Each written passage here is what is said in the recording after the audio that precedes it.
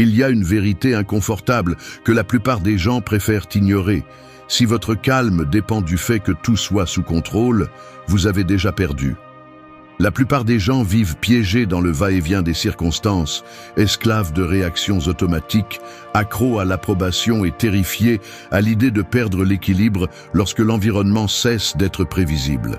La culture actuelle vend le calme comme un état qui ne se produit que lorsque tout va bien. Mais cette paix est fragile, superficielle et toujours sur le point de se briser. Celui qui confond sérénité et passivité ne comprend pas que le vrai calme est une décision féroce, une posture de force intérieure qui se forge en affrontant le chaos de face et non en s'enfuyant. Ici, nous n'allons pas romantiser la souffrance, ni te promettre des formules magiques pour éteindre tes pensées inconfortables. La réalité est que tu as besoin de discipline, d'entraînement et d'un esprit prêt à accepter ce que tu ne peux pas changer. Le stoïcisme n'est pas pour les faibles ni pour ceux qui cherchent des excuses. C'est un mécanisme mental qui sépare l'essentiel de l'accessoire, qui t'oblige à cesser de mendier la validation et à regarder de front tes propres fractures internes. Le calme ne se négocie pas avec l'environnement, il se conquiert par la maîtrise personnelle. Personne ne peut te ravir ta paix si tu décides de la protéger avec détermination.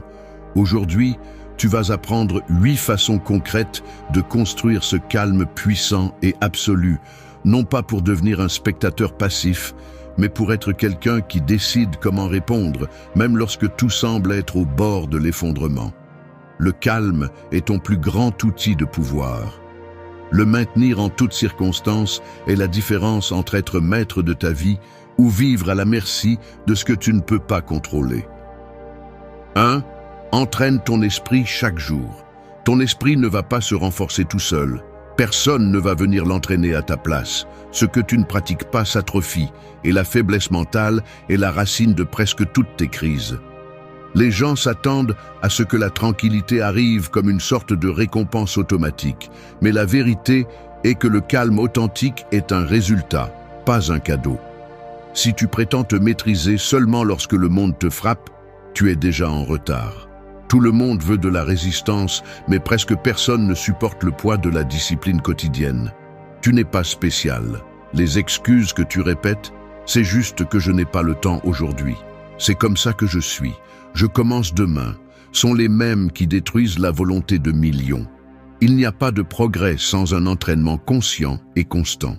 Chaque jour que tu remets à plus tard la maîtrise de ton esprit, tu l'abandonnes aux impulsions, à l'anxiété, aux habitudes toxiques qui te tirent vers le chaos.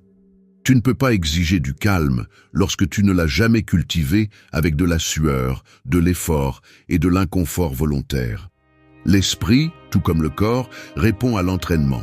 Ce que tu répètes se renforce. Ce que tu évites devient une faiblesse chronique. Ta réaction automatique face au stress, à la colère ou à la frustration n'est pas un destin, c'est une conséquence de ton abandon quotidien.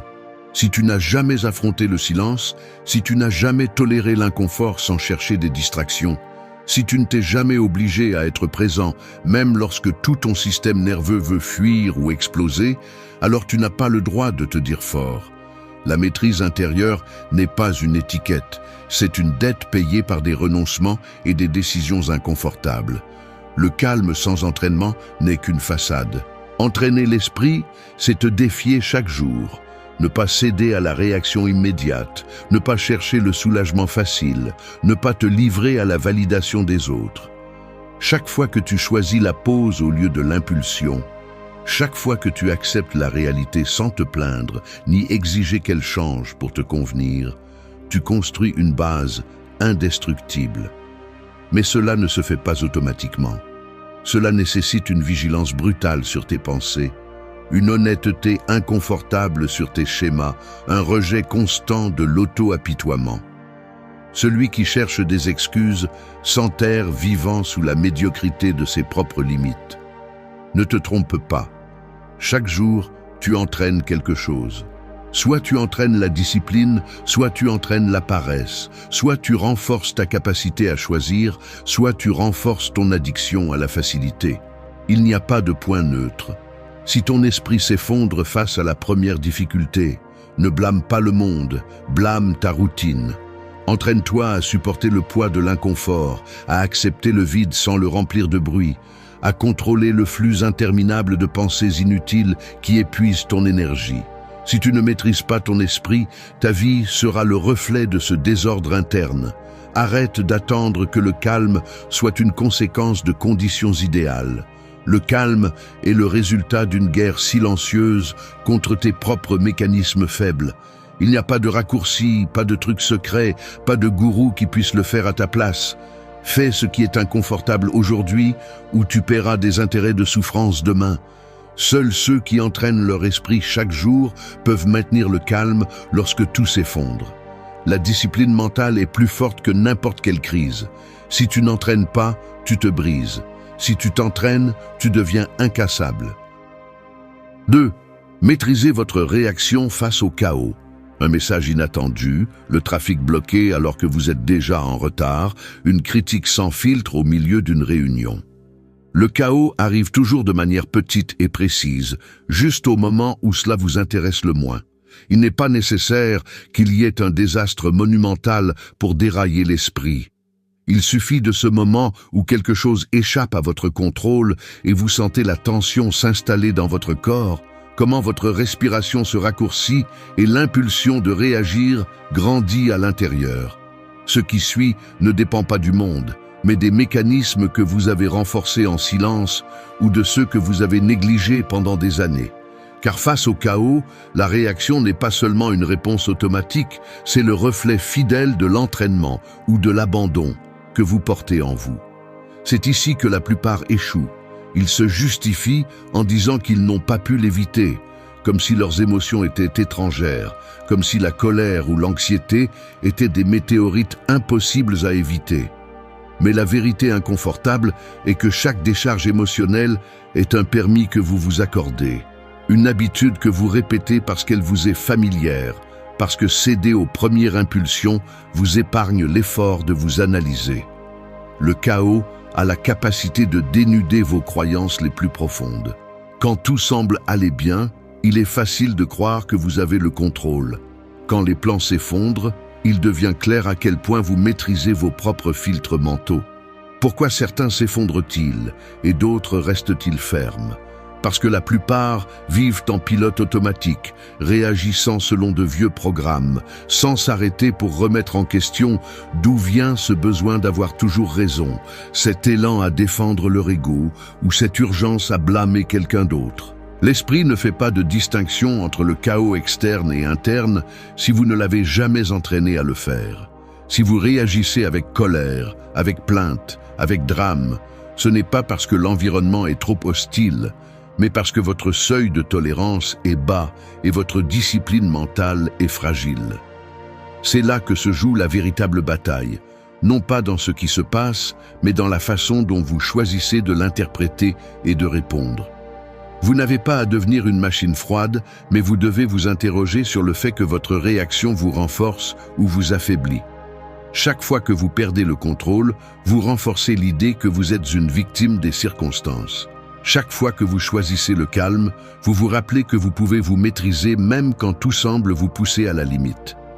Maîtriser votre réaction face au chaos est avant tout un acte d'honnêteté brutale envers vous-même.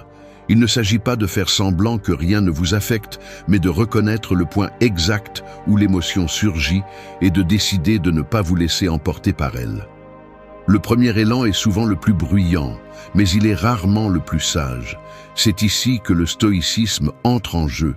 Acceptez que vous ne contrôlez pas ce qui arrive, mais que vous pouvez contrôler votre réponse.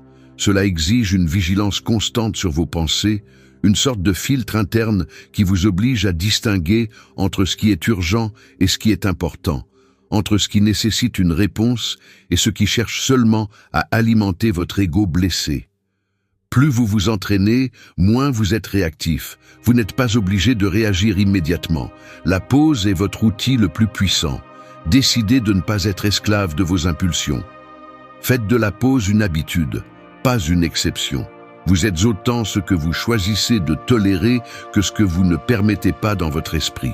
Le calme n'est pas l'absence d'émotion, c'est la capacité de ne pas vous laisser enlever par elle. Lorsque vous maîtrisez votre réaction, le chaos perd sa capacité à vous définir. La véritable force est maîtrise, pas explosion. La paix se construit dans la seconde de doute avant de répondre. 3. Sépare ta valeur de la validation externe. Je te l'avoue, pendant des années, j'ai été accro à une drogue invisible. Ce n'était pas une substance, c'était quelque chose de bien plus subtil et de ce fait, plus difficile à abandonner. Je parle du poids constant de la recherche d'approbation, de ce besoin insatiable que le monde me dise que je faisais les choses correctement, que j'avais de la valeur, que j'étais suffisant. Le problème, c'est que ce mécanisme s'installe silencieusement. Il commence par de petits gestes, par le désir d'un regard, par l'attente d'un message, par la recherche désespérée d'applaudissements ou au moins d'un signe que tu existes pour les autres. Ce qui est dangereux, c'est qu'une fois que tu cèdes ce contrôle, tu deviens un otage. La validation externe te donne un soulagement momentané, mais en même temps, elle te fragilise. C'est une dette émotionnelle que tu ne termines jamais de rembourser. Chaque fois que tu liais ta valeur à ce que les autres pensent, tu renforçais l'idée que tu as besoin de permission pour te sentir en sécurité, pour te sentir en paix avec toi-même. En décomposant cela, la racine est simple mais brutale. Tu entraînes ton esprit à dépendre. Lorsque ton estime de soi fluctue selon le jugement ou l'indifférence des autres, le sol sous tes pieds n'est jamais ferme. Les éloges deviennent ton carburant et la critique, une condamnation. Analyse comment fonctionnent tes pensées. Tu calcules tes mots pour plaire. Tu filtres ton comportement par peur du rejet. Tu ajustes tes opinions pour t'intégrer, même si cela te coûte un peu de te trahir. Ce qui semble être une adaptation est en réalité une autocensure constante. Ce n'est pas de la flexibilité, c'est de la peur déguisée en diplomatie. Ainsi, tu remets ta tranquillité à la volatilité des opinions des autres. Tu ne peux pas construire le calme sur des fondations qui ne te sont pas propres. Au fond, la validation externe est un piège mental qui te vole ton pouvoir. Lorsque tu en dépends, ta tranquillité devient fragile. Il suffit d'une critique, d'une omission ou d'un commentaire ambigu pour que tes certitudes s'effondrent. C'est ce mécanisme qui soutient l'anxiété sociale, l'insécurité chronique et la sensation d'être toujours en dette envers l'environnement. Chaque fois que tu permets à un regard ou à un mot de déterminer ton état intérieur, tu renforces un schéma d'esclavage émotionnel. Ce n'est pas une exagération, c'est une mathématique psychologique. Si ta valeur dépend de variables hors de ton contrôle, tu n'auras jamais de contrôle réel sur ton esprit ni sur ton calme. L'alternative est inconfortable, mais c'est la seule qui vaille. Séparer ta valeur de la validation externe exige une rupture avec cet entraînement automatique. C'est un processus inconfortable car cela implique de décevoir, de déranger ou même de perdre l'approbation de ceux qui t'entourent. Mais voici la vérité simple. Tu es libre seulement lorsque tu n'as plus besoin des applaudissements de quiconque. Si ton estime repose sur l'intérieur, aucune critique ne peut te fracturer. Ce que pensent les autres est une donnée, pas un jugement. Tu n'es pas ta réputation, tu n'es pas le reflet des attentes des autres. Ta tranquillité est un investissement interne et délibéré, pas un prêt que le monde peut révoquer à sa guise.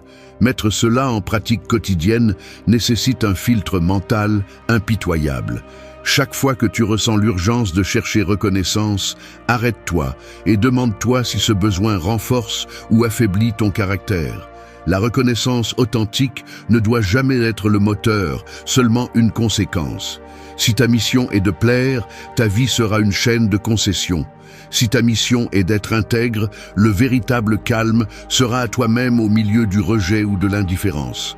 Personne ne peut te donner ce que tu ne cultives pas à l'intérieur. L'approbation qui compte est celle qui résiste au silence et à la solitude. La véritable liberté commence le jour où tu cesses de demander la permission d'être toi-même. 4. Affronte l'inconfort sans résistance. Tu traverses une rue sous le soleil de midi et l'asphalte semble fondre sous tes pieds. L'air est dense, chaque pas pèse le double, les vêtements collent à la peau et la sueur te brûle les yeux. Tu pourrais chercher de l'ombre, tu pourrais faire demi-tour et remettre ton destin à plus tard, mais tu choisis d'avancer, ressentant chaque inconfort avec une brutalité claire. Il n'y a pas de raccourci, pas de refuge, juste le chemin et la certitude que l'inconfort ne disparaîtra pas parce que tu l'ignores. C'est ainsi que fonctionne l'esprit face à l'inconfort. La réaction automatique est de fuir, de se distraire, d'amortir. Mais seulement lorsque tu choisis de traverser cette chaleur mentale, sans chercher un soulagement immédiat, tu commences à entraîner la véritable résistance. L'inconfort n'est pas l'ennemi, c'est le maître que tu n'as jamais demandé, mais dont tu as le plus besoin. La plupart des gens passent leur vie à construire des routines pour éviter tout contact avec l'inconfort. Ils s'entourent d'amortisseurs, le téléphone, la nourriture, la conversation superficielle, tout ce qui peut masquer le poids d'exister sans distraction. Le résultat est une vie anesthésiée où chaque petit désagrément se transforme en crise. Mais l'inconfort a une valeur cachée. C'est l'espace où les fractures du caractère deviennent visibles. Et tu peux, si tu es brutalement honnête, commencer à les réparer. Observe ton corps lorsque tu fais face à l'inconfort. Les épaules se tendent, la mâchoire se serre, le regard cherche une échappatoire. C'est un théâtre physique de l'esprit qui résiste à ce qu'il n'aime pas. Mais cette résistance est précisément la racine de l'anxiété et de la souffrance. Plus tu te bats contre l'inévitable, plus tu t'épuises et moins tu apprends. L'inconfort, accepté sans résistance, devient un outil de transformation. Il ne s'agit pas de chercher la douleur pour la douleur, ni de glorifier la souffrance inutile, mais de comprendre que la véritable sérénité n'apparaît que lorsque tu cesses de négocier avec la réalité. Chaque fois que tu choisis de t'asseoir avec l'inconfort, sans rien altérer, sans exiger qu'il change, ton esprit apprend qu'il peut supporter le poids sans se briser. C'est à cet instant, lorsque tu continues à respirer lentement, malgré l'urgence de fuir, que la maîtrise intérieure commence à s'installer. Le véritable entraînement se produit lorsque tu décides de rester un peu plus longtemps dans l'inconfort. Ne pas fuir une conversation difficile, tenir ces secondes supplémentaires dans le froid ou dans le silence, supporter le désir d'interrompre le vide avec des distractions. C'est là que se renforce le muscle du calme. Ne sous-estime jamais le pouvoir de résister sans te durcir. L'inconfort accepté sans lutte se transforme en clarté. Les émotions cessent d'être des menaces et deviennent des données que tu peux observer sans peur. Si ton premier instinct est d'éliminer l'inconfort, ta vie sera dictée par l'évasion. Mais si tu peux être présent au milieu du malaise, sans chercher d'excuses ni d'anesthésie, tu deviens une personne qui ne se brise pas face à l'inattendu. Le calme, c'est rester là où les autres fuient. La tranquillité, c'est accepter la chaleur de l'asphalte sans fantasmer sur l'ombre. L'inconfort est le maître silencieux de la maîtrise personnelle. Ne demande pas à la vie d'être facile. Entraîne-toi à devenir quelqu'un d'impossible à briser. 5. Pratiquer la pleine conscience à chaque instant. La pleine conscience n'est pas une mode, c'est le seuil entre être maître de son esprit ou esclave de ses habitudes. Chaque fois que vous vous laissez distraire, chaque fois que vous vous perdez dans des pensées automatiques, vous offrez des minutes de votre vie au néant. Voulez-vous savoir pourquoi vous vous sentez anxieux? Pourquoi le calme vous échappe? Parce que vous vivez en pilote automatique, piégé dans des boucles de souvenirs inutiles et d'anticipation qui ne se réalisent jamais. Il n'y a pas d'excuse. L'attention est une capacité que vous décidez d'entraîner ou de laisser pourrir. Arrêtez de répéter que vous ne pouvez pas l'éviter, que c'est ainsi que fonctionne l'esprit humain. C'est de l'auto-tromperie. Ce que vous appelez distraction constante n'est que de la paresse mentale déguisée en normalité.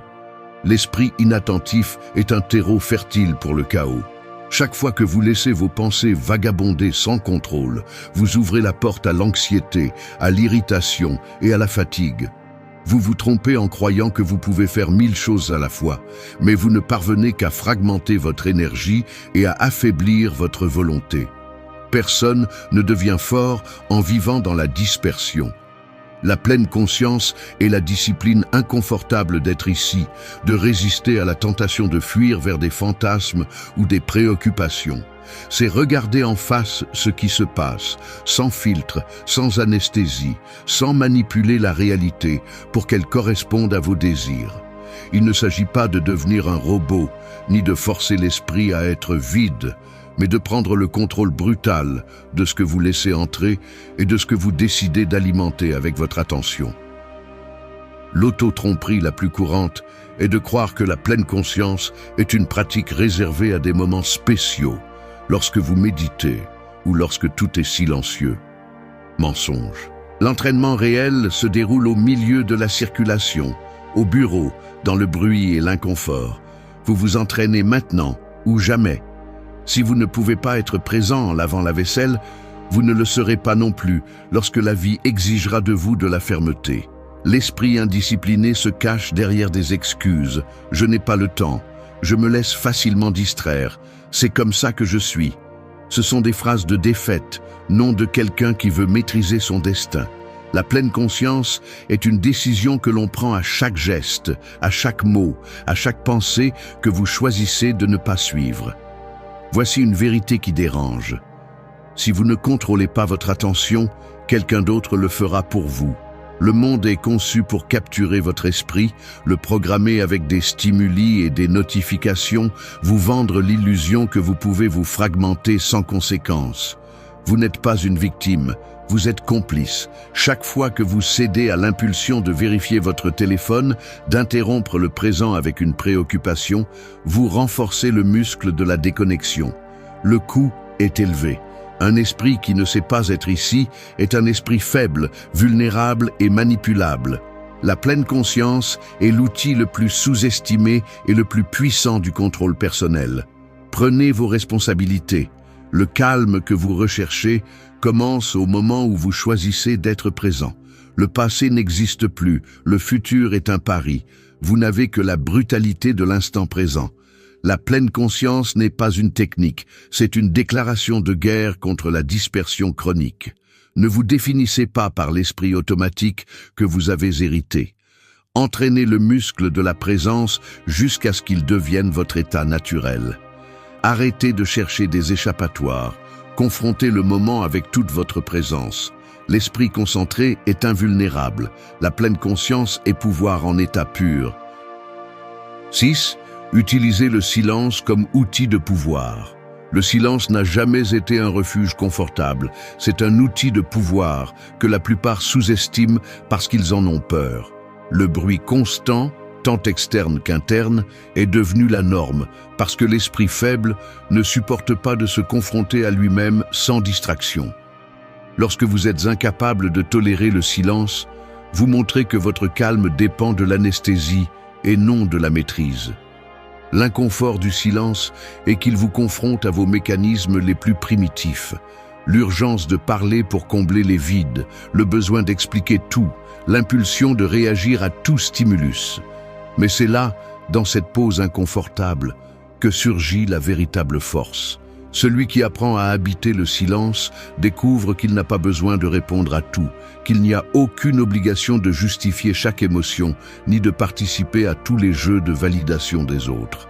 Le silence n'est pas absence ni passivité, c'est une décision consciente de ne pas alimenter l'inutile. Chaque fois que vous choisissez de vous taire alors que vous pourriez vous défendre ou impressionner, chaque fois que vous filtrez ce que vous pensez avant de l'offrir au monde, vous entraînez un muscle mental que la plupart ne développent jamais. Le silence est un filtre brutal. Il laisse passer l'essentiel, retient l'impulsif, dénude ce qui compte vraiment. Et c'est ici que le conflit interne apparaît. L'esprit réagit parce qu'il déteste le vide, parce que dans le silence remontent les doutes, les insécurités, les comptes à régler avec vous-même. Vous ne recherchez pas le bruit par plaisir, mais parce que le silence vous confronte à ce que vous ne voulez pas voir. L'addiction à parler, à vous justifier, à remplir chaque instant de mots ou de stimuli, n'est qu'un masque pour éviter de regarder en face ce qui se cache derrière la façade. Utiliser le silence comme outil de pouvoir exige une honnêteté inconfortable.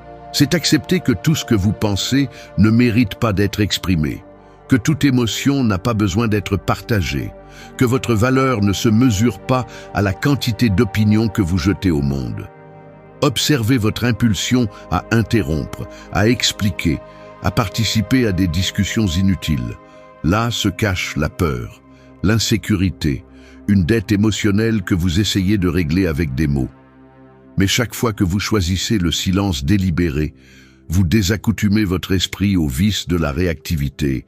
Vous lui montrez qu'il peut supporter l'inconfort de ne pas avoir le dernier mot, et que votre paix ne dépend pas de contrôler la narration externe. Il y a un pouvoir réel dans la pause. L'esprit qui se retient gagne. Le mot que vous ne lancez pas vous épargne des conséquences. Le silence n'est pas vide, c'est contrôle. Entraîner ce niveau de discipline commence par le petit. Ne pas répondre à l'impulsion de se défendre immédiatement. Ne pas remplir les conversations d'explications inutiles. Ne pas toujours chercher le dernier mot. C'est un exercice de résistance psychologique. Supporter la pression interne de vouloir intervenir. Et, au contraire, maintenir la posture ferme de celui qui sait que le silence communique aussi. Parce que se taire n'est pas se museler, c'est choisir quand et comment agir, depuis la maîtrise et non depuis l'automatique. Le silence inconfortable est l'espace où l'esprit apprend à ne pas être esclave des impulsions. Le calme puissant se cultive dans cet espace entre stimulus et réponse, où seul celui qui supporte le silence peut observer la véritable origine de ses réactions. Si vous n'êtes pas capable d'être en silence avec vous-même, vous serez vulnérable à toute provocation, à toute critique, à tout bruit externe. Le silence est la preuve ultime que l'esprit est entraîné à ne pas céder le contrôle. Maîtrisez le silence et vous maîtriserez la conversation interne. L'esprit fort ne craint pas le vide. Il l'habite et le transforme en pouvoir. 7. Priorisez l'essentiel plutôt que le passager. Vous ouvrez l'application de messages et voyez des dizaines de notifications, la plupart sans importance, certaines urgentes seulement en apparence. Pendant que vous répondez, un appel entre et vous oblige à traiter un problème qui ne vous appartient pas. Le café refroidit pendant que vous naviguez entre les courriels et qu'un réseau social vous lance la dernière tendance, vous poussant à penser que vous devez tout savoir, donner votre avis sur tout, être partout. Mais sous cette avalanche de stimuli, la sensation d'oppression et de vide grandit. Chaque petite interruption vous éloigne de ce qui compte vraiment. Voici comment fonctionne le mécanisme. L'essentiel est écrasé sous la tyrannie du passager et l'esprit devient esclave de l'immédiat. Voici le plus grand ennemi du calme, l'incapacité de filtrer, de décider avec une brutalité honnête ce qui mérite votre énergie et ce qui ne fait que la consommer. La plupart des gens vivent piégés dans le mirage de l'urgence. Ils confondent activité et but, réaction et avancée. La journée s'écoule dans des tâches qui ne font qu'alimenter l'anxiété d'être occupé, mais qui construisent rarement quelque chose qui dure. L'esprit indiscipliné se laisse entraîner par la dernière nouveauté, perdant de vue ce qui soutient réellement la vie.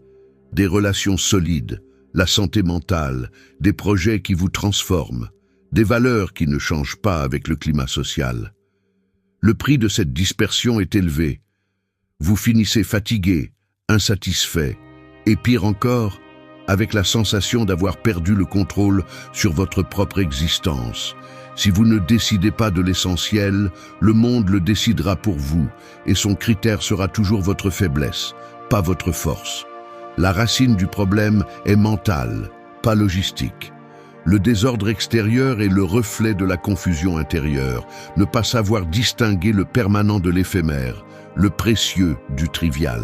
Sans ce filtre, tout stimulus est un ordre et toute urgence extérieure devient votre priorité. Entraîner l'esprit à prioriser est un acte de rébellion contre la médiocrité. C'est se poser avec froideur, cela contribue-t-il à mon but ou ne fait-il que remplir le vide du moment?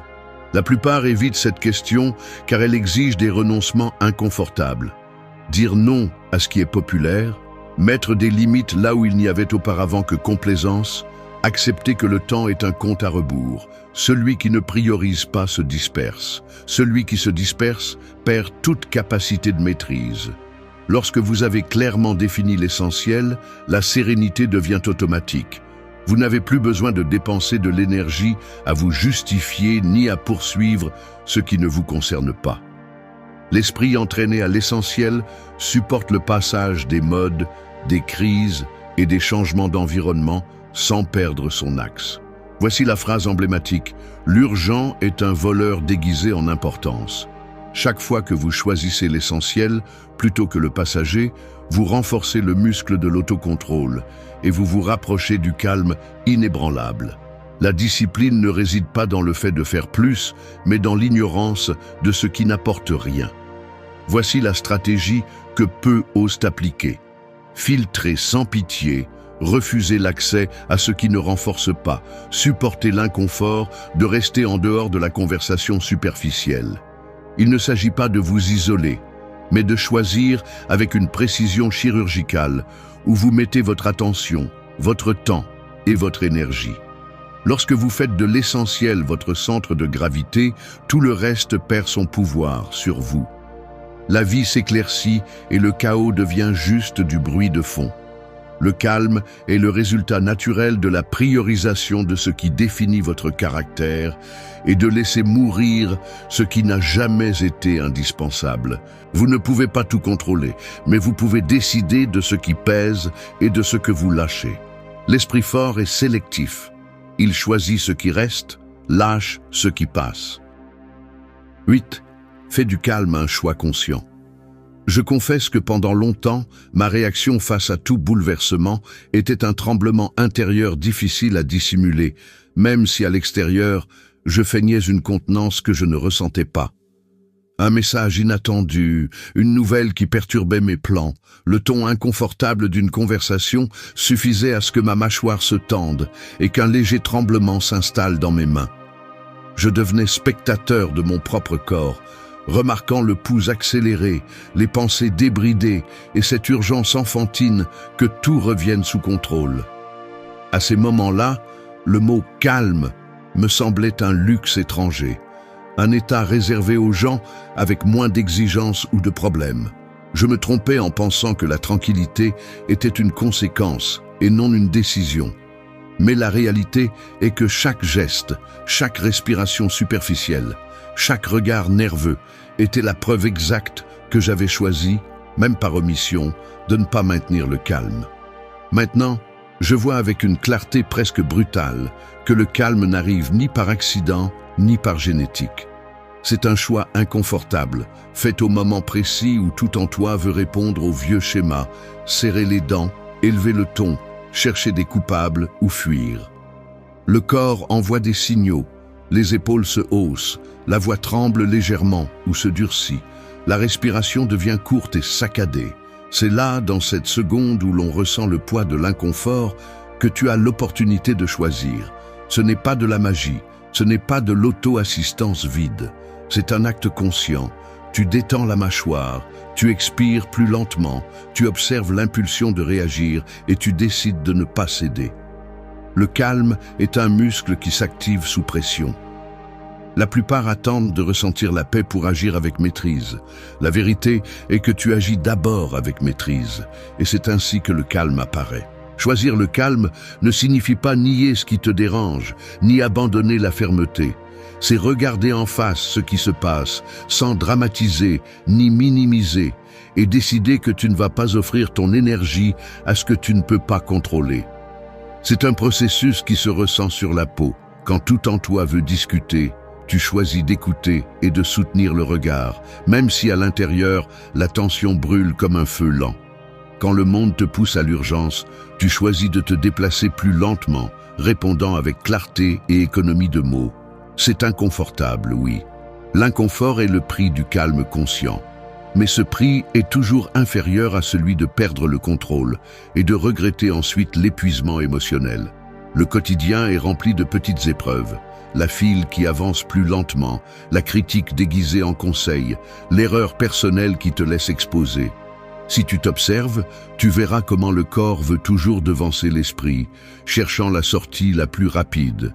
Mais ce même corps peut être ton ancre si tu lui apprends, par des actes concrets et répétés, que le calme ne dépend pas de ce qui se passe à l'extérieur, mais de la décision interne de ne pas réagir aux premières impulsions. La maîtrise commence par une pause. Cette pause n'est pas une faiblesse. C'est le signe que tu as cessé d'être esclave de tes mécanismes automatiques. Personne ne choisira le calme pour toi. Personne ne va t'installer un bouton de sérénité qui fonctionne sous pression. C'est ton travail, chaque jour, de faire face à l'inconfort et de décider que ta paix n'est pas à vendre. Rends-le visible, respire plus profondément, ralentis le rythme de tes gestes, contrôle le regard et la posture même quand à l'intérieur, il y a tempête. Ne cherche pas à paraître calme, sois-le, même si c'est difficile. Transformer le calme en un choix conscient est le plus grand acte de rébellion dans un monde qui glorifie la réaction et le drame. Choisis le calme, même si cela fait mal. Ce n'est qu'ainsi, avec chaque petite décision, que tu deviens le maître absolu de ton état intérieur. Il y a une vérité inconfortable que peu de gens veulent accepter. La plupart du temps, la vie ne se laisse pas apprivoiser par ta volonté. Tu peux dépenser la moitié de ton énergie à lutter contre ce que tu ne comprends pas, à forcer des situations, à serrer les poings dans une tentative désespérée de contrôler chaque détail. Et pourtant, tout ce que tu obtiens, c'est de l'épuisement et un vide difficile à combler. On nous a éduqués à croire que la précipitation, l'effort incessant et le contrôle absolu sont synonymes de succès, mais cette formule ne produit que de l'anxiété chronique, de la frustration et une déconnexion brutale avec ce qui compte vraiment. Lorsque l'esprit s'enferme dans l'obsession du résultat, il perd la capacité de voir les opportunités, de recevoir le bon et de reconnaître la valeur du repos. Le stoïcisme n'est pas une théorie abstraite, c'est un entraînement quotidien. Apprendre à distinguer ce que tu peux gérer de ce qui ne fait que t'épuiser, à lâcher le poids inutile et à cultiver un calme qui n'est pas une faiblesse, mais un véritable pouvoir. Il y a une leçon qui doit rester gravée dans la mémoire. Plus tu désespères, plus ce que tu cherches s'éloigne. Le coût psychologique de ne pas lâcher prise est extrêmement élevé, et de nombreuses portes ne s'ouvrent que lorsque tu cesses de les pousser. Se détendre n'est pas abandonner. C'est un acte conscient de confiance et de stratégie. Si tu veux attirer ce qui en vaut la peine, tu dois d'abord apprendre à cesser de forcer ce qui ne coule pas. Le calme est ton atout caché. 1. Arrête de forcer ce qui ne coule pas. La réalité est celle-ci. Plus tu t'acharnes à forcer quelque chose qui ne coule pas, plus tu t'enfonces dans une sorte de dette émotionnelle qui ne se rembourse jamais. Insister, presser, essayer de contrôler chaque variable ne te rend pas fort. Cela t'enferme dans un schéma d'épuisement constant. Ce n'est pas de la discipline, c'est de la peur déguisée en effort. On nous a vendu l'idée que celui qui ne renonce jamais, celui qui insiste jusqu'à se briser, est celui qui réussit le plus. Mensonge. Forcer ce qui n'avance que multiplie ton anxiété, te rend de moins en moins efficace et te rend aveugle aux meilleures options que tu ne vois même pas, parce que tu as les yeux fixés sur une seule porte fermée. Celui qui ne sait pas lâcher prise finit par porter un poids inutile, investissant de l'énergie dans des batailles qui ne lui appartiennent pas, s'épuisant par fierté ou par incapacité à admettre qu'une situation ne fonctionne plus. Arrête de te justifier avec des phrases comme « c'est comme ça que je suis » ou « la vie est dure », car cette histoire ne sert qu'à éviter le véritable travail. Celui d'accepter ce que tu ne peux pas contrôler et de le lâcher. Le stress chronique auquel tu t'accroches n'est pas une vertu, c'est une fracture dans ton caractère qui devient de plus en plus grande chaque fois que tu insistes pour avoir le contrôle total. L'anxiété que tu ressens est la facture que tu paies pour ne pas vouloir faire confiance au processus naturel des choses. Ne confonds pas persistance avec obsession, ni effort avec stupidité. Il y a une différence énorme. Nous vivons dans une culture qui idolâtre le travail sans relâche, la productivité à tout prix, comme si cela était synonyme de valeur personnelle. Mais la réalité est que beaucoup de cette précipitation n'est que peur de rester en arrière ou de ne pas valoir assez. Et cette peur est le pire filtre. Elle déforme tout ce que tu vois, te fait interpréter chaque obstacle comme une menace et chaque pause comme une défaite. La sérénité n'est pas passivité, c'est un muscle qui s'entraîne chaque fois que tu choisis de ne pas réagir par impulsion et de ne pas te laisser emporter par l'urgence. Lorsque tu réussis à lâcher le contrôle et à cesser de forcer, ton énergie change immédiatement, et cela se perçoit chez les autres, et tu le ressens toi-même. Car rien ne s'éloigne plus que ce que tu veux retenir de manière obsessionnelle. Apprends à lire les signes. Quand une porte ne s'ouvre pas après avoir essayé avec intelligence et calme, arrêter de pousser n'est pas une reddition, c'est de la maturité. Tout ce que tu désires ne te convient pas, et tout ce qui résiste ne mérite pas ton combat. Le véritable avancement vient du calme, du lâcher-prise, de la confiance, que ce qui est pour toi arrive quand tu cesses de forcer et commences à couler. Tu n'es pas plus fort en insistant sans sens, tu es plus sage quand tu sais quand t'arrêter. L'anxiété n'est pas une stratégie, c'est un auto-sabotage. Si tu veux attirer le bien-être et les opportunités, commence par lâcher ce qui ne coule pas. Le calme est ta plus grande arme. 2. Le calme est ta plus grande force. Le téléphone vibre sur la table pendant que tu manges, et bien que tu saches qu'il n'y a rien d'urgent, ta main réagit avant ta conscience. Tu sens la mâchoire serrée, l'épaule rigide, la respiration plus courte. Entre une tâche et l'autre, l'esprit ne s'éteint jamais vraiment. Il est toujours en train de calculer, d'anticiper, de passer en revue des choses à faire qui ne finissent jamais. C'est ainsi que s'installe l'habitude de l'attention. C'est un mécanisme automatique dans lequel tu restes en alerte, comme si relâcher ce contrôle était un risque réel, comme si baisser la garde te coûterait cher.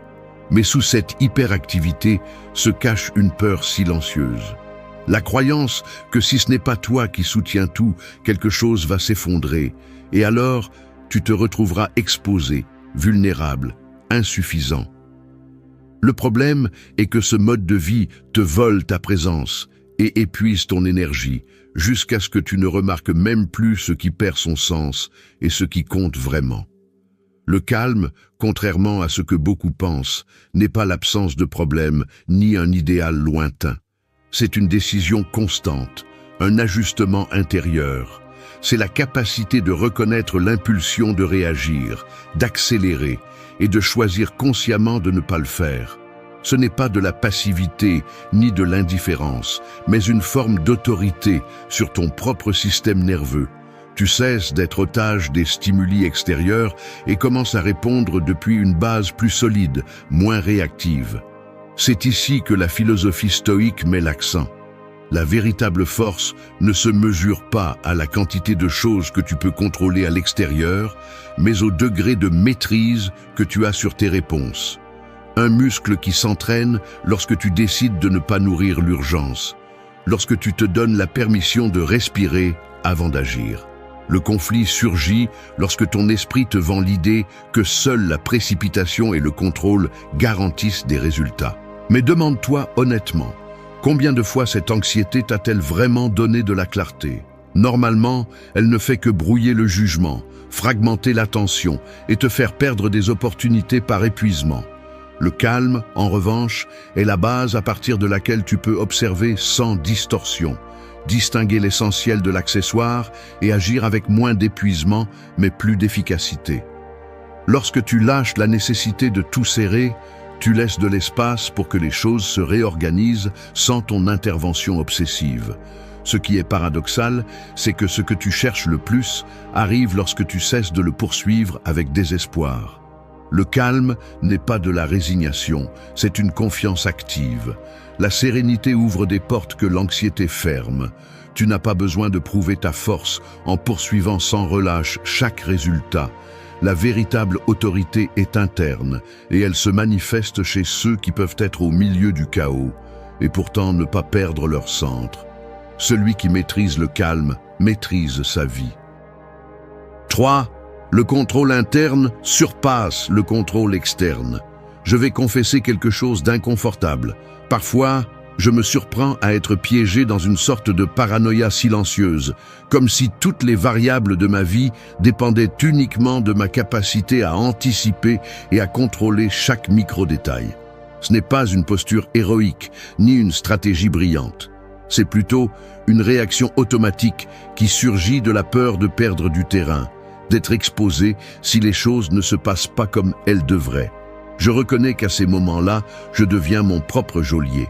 Chaque tentative d'étendre le contrôle vers l'extérieur finit par se transformer en une cellule plus étroite à l'intérieur. Il y a une logique perverse qui opère là, difficile à voir. Nous pensons que si nous serrons suffisamment notre environnement, si nous accumulons des plans, des réponses et des explications, nous atteignons la sécurité. Mais le résultat est exactement l'inverse. L'inquiétude grandit, l'énergie se fragmente, la sensation d'autosuffisance s'érode de plus en plus. Contrôler l'extérieur est une illusion qui ne fait que multiplier la frustration. La racine de ce conflit est psychologique, pas circonstancielle.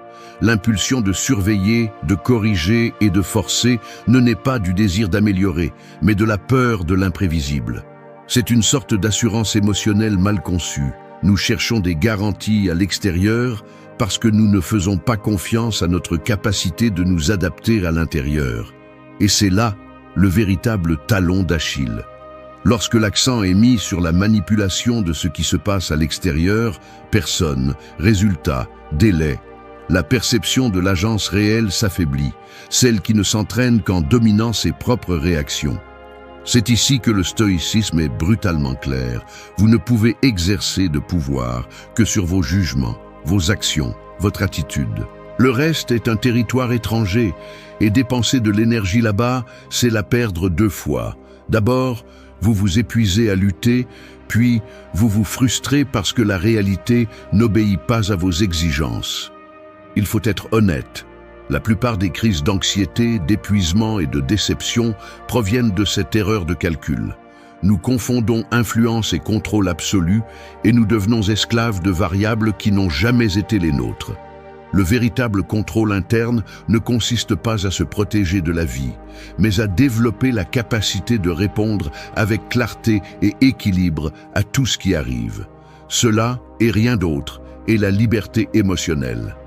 Contrôler l'interne, c'est choisir quelle pensée nourrir, quelle bataille mérite votre énergie, quelle blessure il faut lâcher parce qu'elle n'apporte plus rien.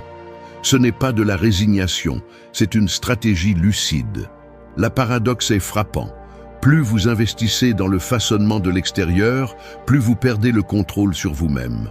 Le véritable pouvoir est silencieux, invisible. Il se manifeste chez ceux qui ne réagissent pas au moindre stimulus, chez ceux qui peuvent rester calmes, tandis que l'environnement s'agite. C'est la différence entre vivre en mode défensif et vivre avec une autorité interne.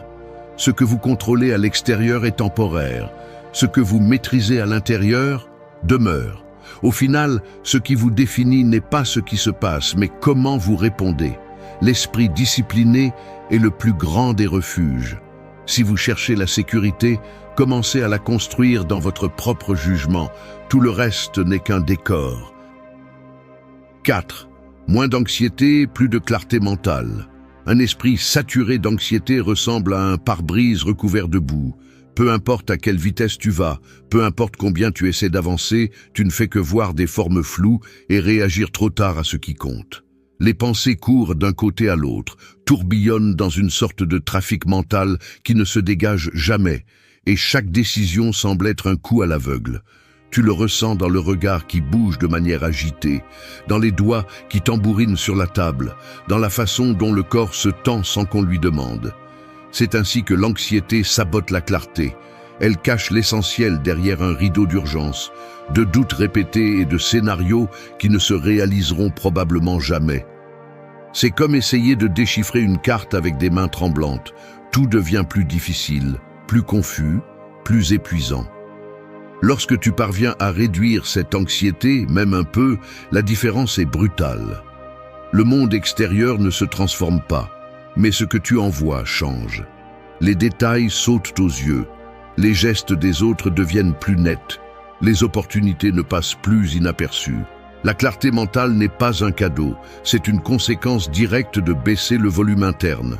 Tu l'expérimentes en remarquant le poids des épaules se relâcher, en entendant ton propre pouls devenir plus calme, en sentant ta respiration descendre jusqu'à l'abdomen et ne pas rester coincé dans la gorge. C'est dans ces moments que tu comprends que la précipitation mentale ne fait que disperser ton énergie et te laisse vulnérable à l'erreur. En revanche, le calme est comme affiner le focus d'une lentille. Tout devient plus précis, moins réactif, plus réel. Nous avons tendance à croire que plus nous sommes anxieux, plus nous serons préparés à l'inattendu. Mais la vérité est que l'anxiété est le pire conseiller. Elle te fait voir des menaces, là où il n'y a que des possibilités. Elle te pousse à agir par réflexe et non par conviction. Les meilleures décisions ne viennent presque jamais de l'urgence. Elles surgissent lorsque tu laisses de l'espace pour que les idées se posent et que le panorama s'éclaircisse. C'est pourquoi moins d'anxiété signifie plus d'accès à ta propre intelligence. C'est dans la pause que viennent les solutions qui ne se présentent jamais sous la contrainte. L'esprit tranquille voit ce que l'esprit tendu déforme. Permets-toi de t'arrêter, même si la pression extérieure crie le contraire. Le véritable progrès se fait lorsque tu peux voir de face ce qui est devant toi, sans le filtre de l'urgence, ni le bourdonnement de 1000 préoccupations poussant derrière. Car la sérénité n'éteint pas le feu de la vie, elle le dirige. Plus de calme, plus de clarté. Moins d'anxiété, plus de pouvoir réel. Ce n'est pas de la magie, c'est une stratégie appliquée. 5. Repose-toi pour avancer avec sens. Se reposer n'est pas une récompense, c'est une exigence si tu veux avancer avec sens. Celui qui le voit comme un luxe finit par payer cher son arrogance. Ici, il n'y a pas de place pour les excuses. Si tu continues à croire que l'épuisement constant est un symbole d'engagement, tu te sabotes en silence. La culture de l'épuisement te vend l'idée que s'arrêter te rend faible, que se reposer est pour les tièdes, que tu dois serrer les dents et continuer même si ton corps et ton esprit te crient de t'arrêter. Ce récit est un poison lent. La vérité est autre. Seul celui qui s'arrête pour récupérer de l'énergie peut avancer avec force réelle et clarté. Les autres ne font que pousser leur propre fatigue jusqu'à l'effondrement. Ne confonds pas l'épuisement avec le mérite. Tu n'es pas plus précieux parce que tu dors moins, parce que tu remplis ton agenda à craquer ou parce que tu te vantes de ne pas avoir de temps pour toi. C'est de l'orgueil bon marché, pas de la grandeur. La fatigue accumulée ne te rend pas meilleur. Elle te rend simplement moins lucide et plus réactif. Je te le dis sans détour. Personne ne va t'applaudir pour devenir invisible sous la montagne de tâches que tu as choisi de porter. Arrête d'idolâtrer les martyrs de la productivité. Il n'y a pas de gloire à se détruire lentement. Le repos n'est pas seulement une récupération physique, c'est une réinitialisation mentale, un investissement direct dans ta capacité de réponse. Quand tu te refuses cette pause, quand tu fonctionnes à la limite, ta perception se déforme et tu perds le véritable sens de ce que tu fais. Tu ne peux pas prendre de bonnes décisions si tu n'opères que depuis l'urgence et la fatigue. Le repos est une déclaration d'intelligence et de respect de soi. Si tu ne le comprends pas, prépare-toi à voir ton énergie se fragmenter et tes objectifs perdre de leur direction. Veux-tu vraiment avancer ? Apprends à t'arrêter avant de te briser. Celui qui ne se repose pas n'est pas fort, il est naïf. Ton esprit ne peut pas créer, voir des opportunités ou résoudre des problèmes si tu le soumets à une pression constante. L'épuisement chronique te rend prévisible, réactif, incapable de t'adapter. Celui qui sait s'arrêter à temps est celui qui peut se ressourcer et revenir plus concentré. Il ne s'agit pas de paresse, il s'agit de stratégie. Se reposer est le filtre qui sépare le mouvement inutile de l'avancement réel. Les stoïciens le savaient, le loisir conscient, la pause délibérée sont une tactique pour revenir au centre et voir la réalité sans la distorsion de la surcharge. Si tu ne te permets pas cet espace, Le sens de ton effort se dilue et tu finis par devenir esclave de ton propre agenda. Repose-toi pour choisir, pas pour fuir. Repose-toi pour pouvoir te soutenir quand le véritable défi arrivera. Se reposer, c'est avancer. C'est la ligne que la plupart ne comprennent pas jusqu'à ce qu'il soit trop tard. 6. Ton énergie attire plus que tes mots. La réalité est dure. Tu peux dire ce que tu veux, répéter des discours de confiance ou réciter des phrases motivantes, mais au final, ce que tu projettes vraiment ne vient pas de ta bouche, mais de ton état intérieur. Il y a une énergie qui se transmet avant même que tu ne prononces un mot, et cette énergie est impossible à feindre. Tu peux essayer de convaincre le monde que tu es fort, serein et sûr de toi.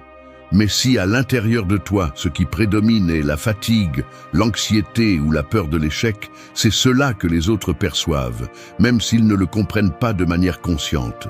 Ce n'est pas un mystère ésotérique ni de la spiritualité bon marché.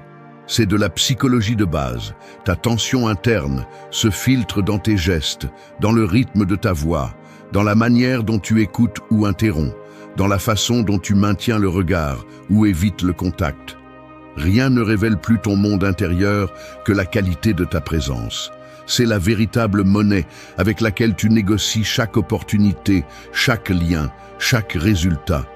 Ce qui est le plus inconfortable à accepter, c'est que tu peux t'efforcer pendant des années de peaufiner ton discours, d'apprendre des stratégies de communication, de t'entourer de techniques pour faire bonne impression. Mais si tu n'ajustes pas l'énergie que tu dégages, tu obtiens seulement un vernis superficiel qui se fissure sous la première pression. L'esprit anxieux se trahit dans le corps agité et dans l'impatience. L'insécurité se manifeste dans les silences forcés, dans la tendance à te justifier pour tout, dans l'urgence de remplir chaque vide avec des mots inutiles. Peu importe comment tu le déguises, ce que tu n'as pas résolu à l'intérieur finit par saboter ce que tu essaies de construire à l'extérieur. Il n'y a pas de raccourci, le calme ne peut pas être feint, la confiance ne s'improvise pas, le respect ne se demande pas, il émane. Ton énergie arrive avant tes idées. Il y a un piège habituel, penser que être plus persuasif, plus charismatique, plus positif suffit à attirer de meilleures situations. Mais la vérité est que les gens réagissent aux états émotionnels plus qu'aux mots. Ils détectent, même s'ils ne savent pas l'expliquer, si tu es dans le manque ou dans l'abondance, si tu t'approches par besoin ou par liberté.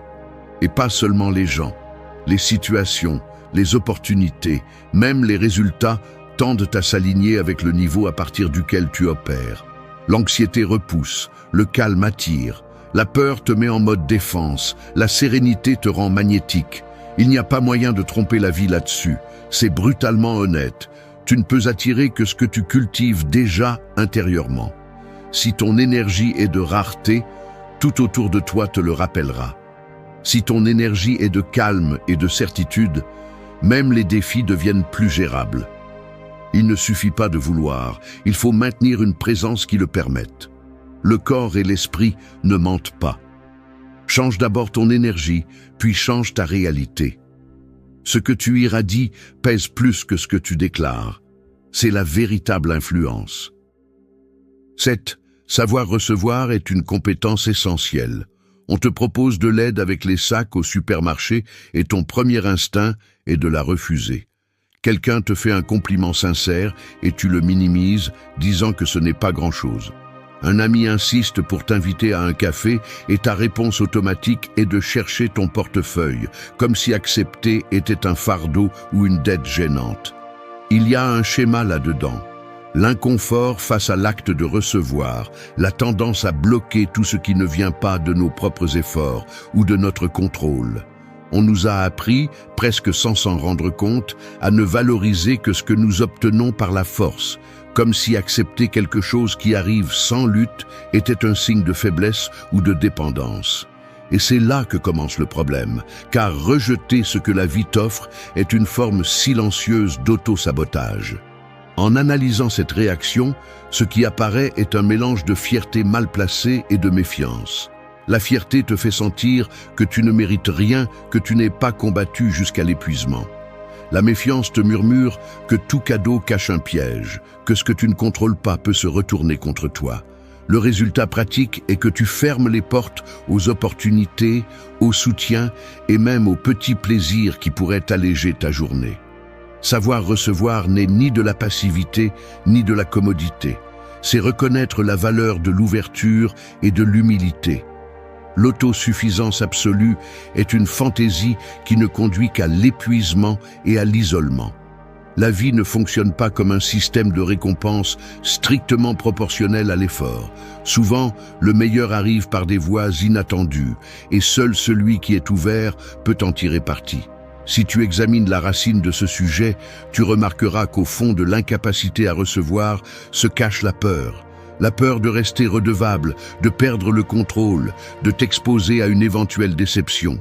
Mais cette peur agit comme un filtre qui déforme la réalité et limite ta croissance. La paradoxe est que plus tu bloques la possibilité de recevoir, plus le chemin devient difficile. Il ne s'agit pas de s'asseoir et d'attendre, mais d'entraîner une disposition mentale qui te permette de reconnaître et d'accepter ce qui arrive sans résistance inutile.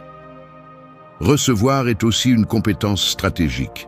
Cela élargit ton réseau de ressources, enrichit ton expérience et te permet d'avancer avec moins d'épuisement. L'humilité d'accepter ne te diminue pas, elle te multiplie. Laisser entrer le bon est aussi important que de s'efforcer de l'obtenir.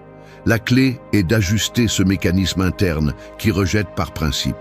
Demande-toi combien de fois au cours de la dernière semaine tu as bloqué un soutien, une opportunité ou même un mot aimable, juste parce que tu as ressenti que tu ne l'avais pas mérité. C'est là le véritable travail. Désactiver le réflexe de rejet et entraîner l'ouverture. Souviens-toi de ceci, ce que tu ne reçois pas, tu le perds doublement. Savoir recevoir est une force, pas une faiblesse. Celui qui apprend à ouvrir la main apprend aussi à multiplier ce qu'il a. 8. Lâcher prise sur les attentes ouvre de nouvelles opportunités. Je vais être brutalement honnête. Je me suis surpris moi-même de nombreuses fois à fabriquer un scénario mental sur la façon dont les choses devraient se dérouler, anticipant des réponses, des résultats, jusqu'à des gestes des autres. Je peux être assis devant une table, attendant que l'autre personne dise ce que j'imagine, ou regardant mon téléphone en attendant un message qui, dans ma tête, a déjà même les mots exacts. C'est épuisant, mais nous le faisons presque sans nous en rendre compte. Nous remplissons l'espace avec des attentes, comme si cela pouvait nous protéger de la déception ou nous assurer une petite dose de contrôle. Et il ne faut pas longtemps pour que la frustration arrive, car la vie n'est pas une pièce de théâtre écrite par nous. Les gens réagissent différemment. Les plans ne suivent pas le scénario et ce que vous attendiez ne se produit pas toujours. Ce qui est curieux, c'est qu'à ces moments-là, le corps réagit. Muscles tendus, regard fixe, cherchant des signes qui confirment ce que l'on attend. Poitrine un peu serrée. C'est cette rigidité invisible qui commence à te fermer des portes, à limiter des possibilités que tu ne vois même pas parce que tu es seulement concentré sur la réalisation de ton script. C'est le piège de l'attente. Au lieu de t'ouvrir à ce qui peut surgir, tu deviens une version rigide de toi-même, incapable de t'adapter. Tu le remarques dans les petits détails. Le geste maladroit quand quelque chose ne se passe pas comme prévu, la hâte de corriger ou d'expliquer, la résistance presque automatique à l'inattendu. Le problème n'est pas seulement mental, il est physique. Cette tension s'installe dans la mâchoire, dans les poings serrés, dans la voix qui devient moins naturelle. Et plus tu t'accroches à ce que cela devrait être, moins tu laisses d'espace pour ce qui peut arriver. C'est comme si tu étais tellement occupé à défendre tes scénarios que tu passes à côté de l'opportunité réelle que la situation t'offre. L'attente est un filtre. Elle déforme ce que tu vois et ce que tu reçois. Lâcher prise sur les attentes n'est pas se résigner, c'est se libérer. C'est cesser de vivre sur la défensive, de demander à la réalité de s'adapter à tes plans et commencer à te déplacer avec ouverture. Quand tu le fais, tu remarques une différence tangible. Ton corps se détend, la conversation coule, les solutions apparaissent là où il n'y avait auparavant que de la résistance. Ce qui semblait être une déception est parfois juste une autre forme d'opportunité. Mais pour le voir, il faut lâcher le contrôle et regarder ce qu'il y a vraiment devant soi, pas ce que tu veux qu'il y ait. La flexibilité est une force, la rigidité est un épuisement. S'ouvrir au nouveau n'est pas de la passivité, c'est une stratégie active. J'ai appris que les meilleures opportunités arrivent par des chemins que je n'aurais jamais anticipés. Quand tu cesses d'exiger à la vie qu'elle réponde à tes attentes, la vie te répond avec des possibilités que tu n'aurais même pas imaginées. Ce que tu attends te enferme, ce que tu reçois t'élargit. C'est la phrase que je veux que tu retiennes. Laisse de l'espace dans ton agenda mental pour l'inattendu. C'est là où se trouve souvent la valeur. Quand tu lâches le script, la vie improvise quelque chose de mieux. 9. Se détendre est une décision stratégique. La tension dans laquelle tu vis est comme un poing fermé. Plus tu serres, moins le sang circule, plus tes doigts s'engourdissent, plus tu deviens inutile même pour les tâches les plus simples. Quel sens cela a-t-il d'avancer dans la vie ainsi, accroché à tout, te durcissant de l'intérieur comme de l'extérieur, croyant que cette rigidité va te sauver de quelque chose? Se détendre n'est pas un luxe, ni une faiblesse, ni une pause pour ceux qui ont déjà accompli ce qu'ils devaient accomplir. Se détendre est une décision stratégique et, si tu refuses, ce n'est pas parce que tu es fort. C'est parce que tu as peur de perdre le contrôle que, en réalité, tu n'as jamais eu. Arrête de déguiser ton obsession pour la responsabilité. Ce discours de « si je ne me pousse pas, je stagne » n'est que l'excuse parfaite pour continuer à alimenter une anxiété qui te dévore la vie et te vole ta présence. Il n'y a rien d'admirable à vivre sur la défensive, à être toujours en alerte, à tendre les muscles chaque fois que la vie ne répond pas à tes instructions. C'est de l'épuisement, pas du leadership. C'est de l'insécurité, pas de la discipline. Si tu penses que seuls les faibles se permettent de baisser la garde, tu te mens. La véritable autorité se manifeste chez ceux qui peuvent relâcher leur corps et leur esprit au milieu de la pression, tout en restant concentrés. Ne confonds pas tension et engagement. Celui qui ne sait pas se détendre finit par payer le double. D'abord pour l'épuisement physique, puis pour le blocage mental qui le rend aveugle aux opportunités évidentes. L'anxiété chronique ne te rend pas plus productif. Elle te transforme simplement en un esclave efficace de l'urgence. Et c'est ici que ça fait le plus mal. Tout ce que tu refuses de lâcher finit par te contrôler. Tout ce que tu tentes de forcer finit par te briser. Se détendre est en réalité un acte de rébellion contre la culture de l'épuisement. C'est la décision consciente de ne pas laisser la précipitation des autres dicter ton rythme, de ne pas te soumettre à la dictature de l'immédiat. Fais l'expérience. Observe comment ta perception change lorsque tu décides, ne serait-ce que pour un moment, de relâcher les épaules, de respirer profondément et d'observer sans la pression de tout résoudre immédiatement. Tu verras que le monde ne s'effondre pas, que le respect ne se perd pas, que ta valeur ne disparaît pas simplement parce que tu ne cours pas. Au contraire, tout ce qui est important devient plus clair et accessible. Le calme n'est pas une faiblesse, c'est de la précision. L'anxiété ne fait que disperser ton énergie. La détente la concentre là où elle est vraiment nécessaire. Si tu ne peux pas te détendre, tu n'es pas fort. Tu es juste accro au drame de ton propre esprit.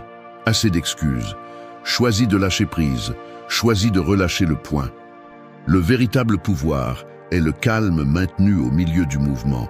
Moins de tension, plus de résultats. C'est le mouvement de ceux qui avancent vraiment. 10.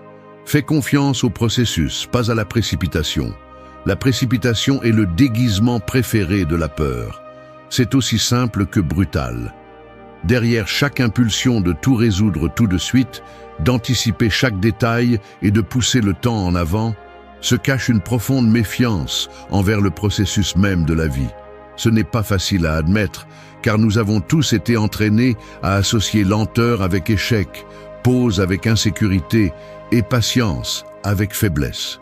Mais la vérité est que la précipitation n'a jamais été synonyme de véritable avancement. C'est juste le besoin d'anesthésier le vide de l'incertitude. Le mécanisme est presque automatique.